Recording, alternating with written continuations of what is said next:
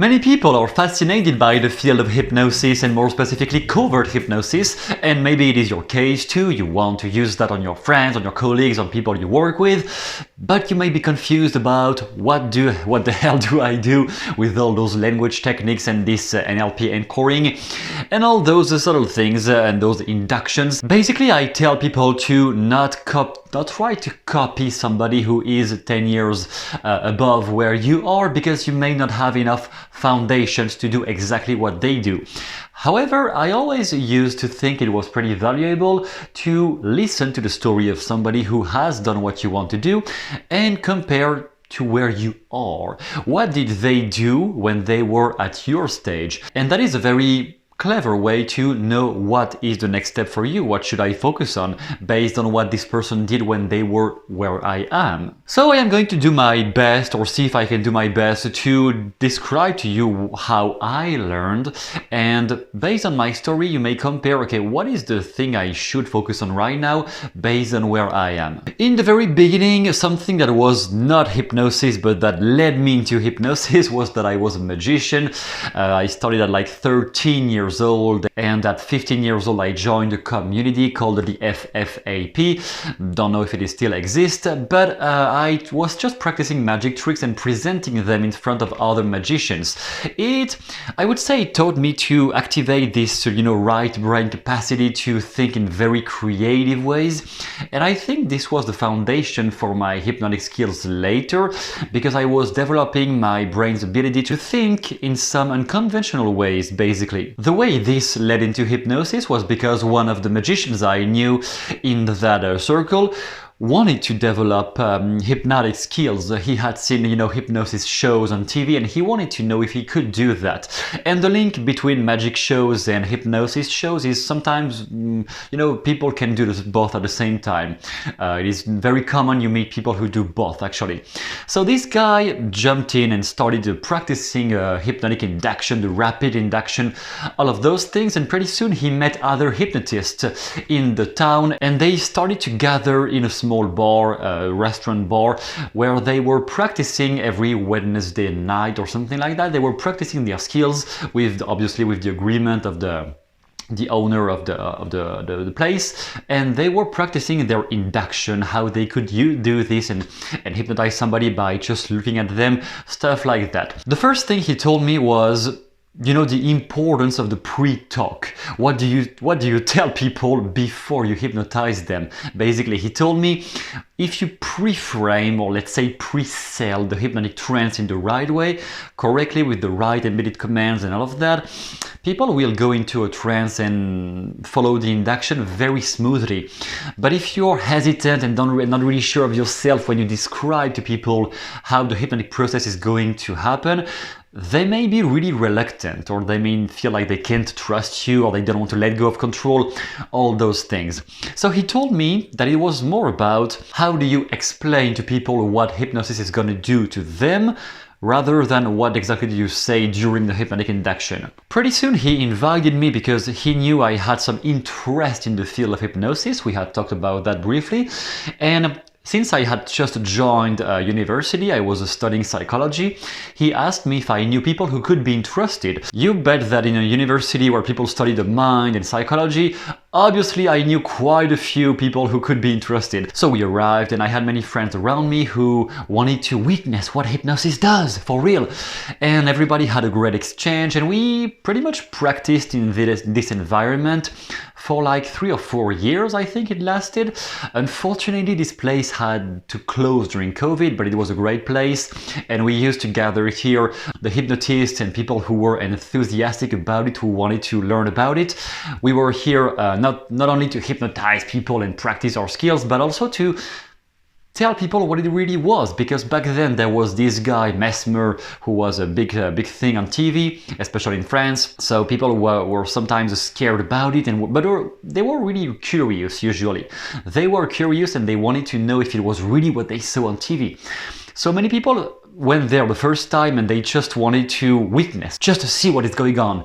And actually after the first hour, or maybe the first time, and they were coming for a second time, they were like, actually this is nothing dangerous and I would be interested to try. I even brought my parents one time, and same thing, my dad was like, no way this is gonna be done on me. And actually after like 30 minutes he was the first one to ask, can I be hypnotized? So this environment was a great place to practice in a non-threatening environment, because we had a plethora of people who were curious and wanted to at least exchange on the topic. And back in the beginning I was definitely not hypnotizing anybody, I didn't know much about it. I could witness them though, and I could see it can go really fast, and I was exposed to what it looks like when people do go into a trance, but I was not experienced. I didn't really know the techniques yet. However, I was studying psychology and reading tons and tons of NLP books at the same time, so I was starting to have a general understanding of how the mind works, how this command is affecting the subconscious based on how you phrase it and the voice tonality, and how your behavior before the trance with the person you want to hypnotize is going to affect their eagerness to be hypnotized by you. Sometimes there could be a guy who would be kind of too intrusive and people would be like, no, I don't want that guy. And that is just a phenomenon that happens many times, that it is more about trust in the end. If people trust you, pretty much everything will go by. But if they don't trust you, you can have the cleverest hypnotic induction in the world. It's not gonna do much anyway. About 2 years happened, and we were going in that place like almost every week or every 2 weeks, around that. And after 2 years I joined the class, an Ericksonian hypnosis course. I wanted to have really the foundations explained by a teacher, by a professional teacher. So I joined this class. It was pretty cool. I wouldn't say it was great because of the techniques, because I already knew most of the techniques anyway.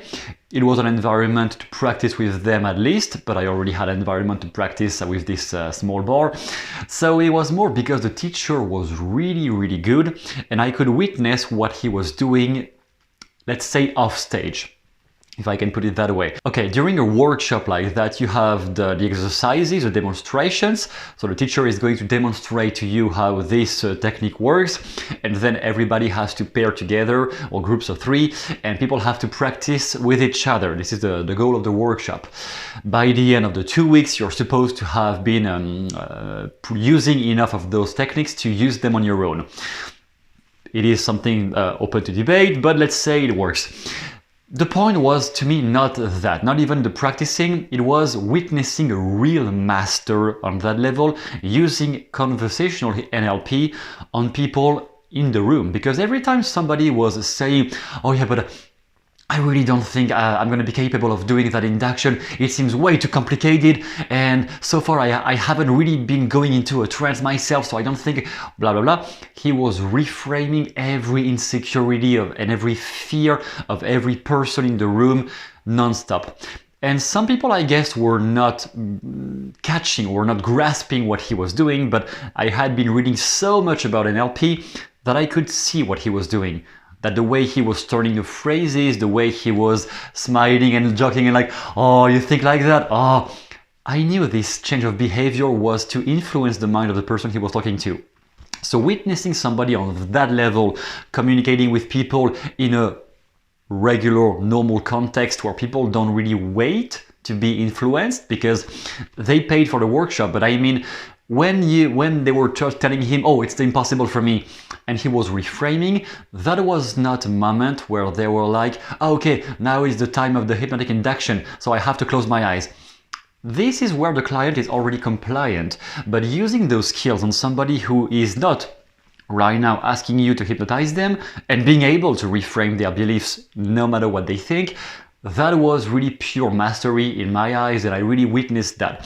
So it was interesting for that matter, and after this workshop I started proposing my services to everybody I knew for hypnosis. The very first client I had was, I think, a person who was working with my dad as an intern, I think, back then, and she said, "Oh yeah, I'm looking for a hypnotherapist, and I wanted to book a session anyway." So when my dad was standing in his office, that his son just graduated, if we can put it that way, with a hypnosis degree. for 2 weeks, but anyway, that person jumped on and really wanted a session. The first time she arrived at my place, she was like really stressed out and really scared, and she felt extremely well after the session. It went really smoothly. I guess having been witnessing people for so long had made a lot of background in my head for how to do it, what to say, what not to say, how to phrase this. So even if at some moment during the session I just paused and I told her, okay, I just need to look into my notes to do an induction or a hypnotic protocol that is really fitting your problem, and I excused myself and I looked into my notes for like 5 minutes. In the beginning it is okay, like you don't need to be a master right away either. So I looked into my notes, I found something that was really fitting the description of her problem, what she said she had. Not even sure what it was, but something around, I think pressure at work, I think it was, or just lack of self-confidence in general, I think. Something around those areas. And we did the hypnotic session. She felt extremely good. And she wanted to come back for a second session because she felt that so good. The second time I saw her, it was almost like a different person. Almost. Because she was really much more in trusting the process by now, because she had seen it was nothing dangerous. And then she even brought me her son for some school problems, which is another story. But so it was the beginning of my career, should I say, even if back then it was nothing like a job. I was still studying in college. So I was just doing that for fun on the side, but it was really enjoyable for me. I was practicing more out of fun with people, even if it was enough to help them, but it was more out of fun than really, oh, I have to be a professional now, I have to behave, I have to make them pay. I was like, whatever, like if they want, they come, if they don't want, they don't come.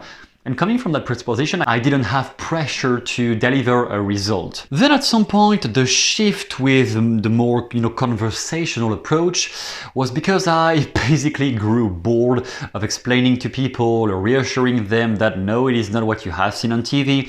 Again, that guy Mesmer was really such a big thing back then in 2013, around that time, or 2015, around there, that people were always bringing loads of insecurities about, yeah, but if we do hypnosis, isn't this gonna happen? Am I not gonna lose control?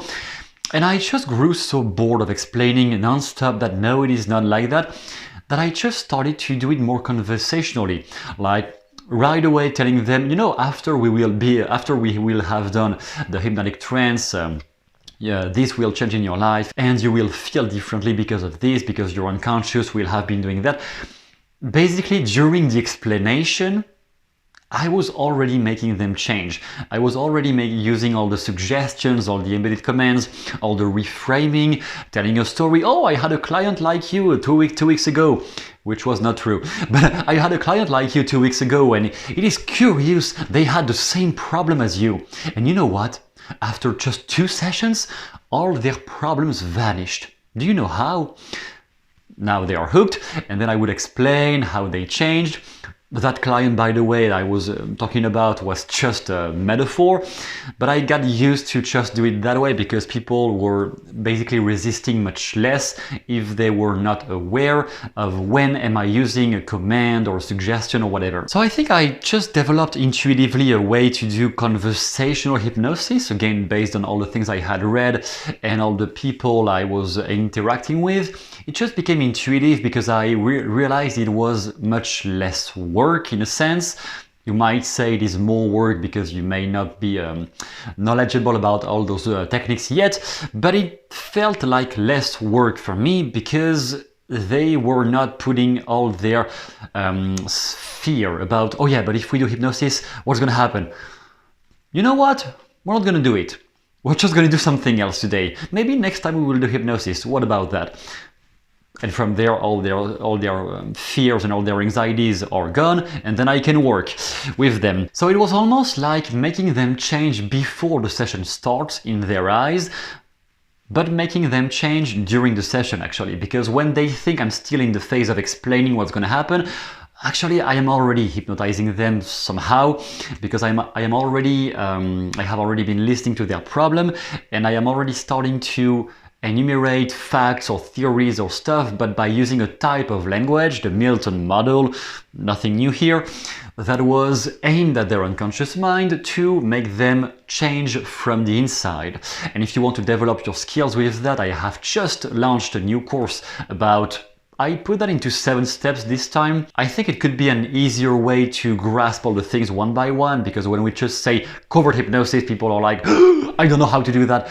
And I broke it down into 7 steps. You have that down below in the description. I think it is a more intelligent way of learning it from on your side, because if you just focus on one step, only the first one, then the next day or the next week you focus on the second step, and so on, and you practice with at least 2 or 3 people. The thing I'm saying about the covert trance, how do you induce a covert state? You just do that, with 3 different people during this week, and then you do the next step, which is the more physiological, how do you alter your voice at some moment.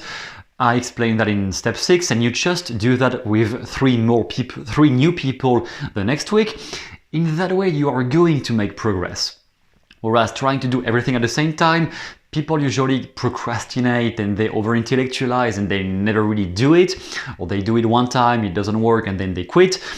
I hope this course will help people to learn step by step and to be more encouraged, to have more faith in their potential, seeing that they can have early results. I'm not saying making a person change all their limitations in one time, in 10 minutes. That will happen down the road as you master those skills. In the beginning, it is about deconstructing how to hypnotize people covertly into a series of small chunks that you can develop one by one at a time, and after each of them your skills are growing. So this is down below if you want to check the course. It is available, and I think it will be a great help for people who are in the process of developing their skills with hypnosis, covert hypnosis, or improving their skills as a therapist or a coach in general.